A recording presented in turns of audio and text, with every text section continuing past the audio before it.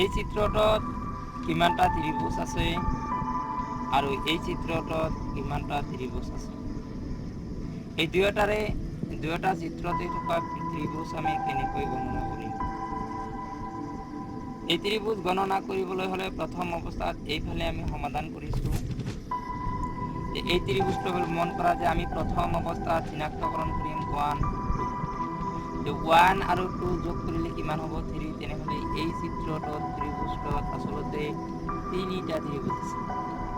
আৰু এটা ত্ৰিভুজ এইফালে যে এই ত্ৰিভুজটোত কিমানটা আমি ত্ৰিভুজসমূহৰ যে 1 2 3 4 এনেকুৱাকৈ চিনাক্ত কৰিলোঁ আৰু গোটেইখিনি চিৰিয়াল নাম্বাৰসমূহ যোগ কৰিলোঁ।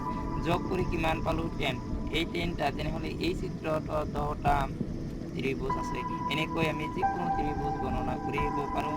ত্ৰিভুজত থকা বা ছবিটোত থকা কিমানটা ত্ৰিভুজ আছে এইটো আমি চিনাক্তকৰণ কৰিব পাৰোঁ।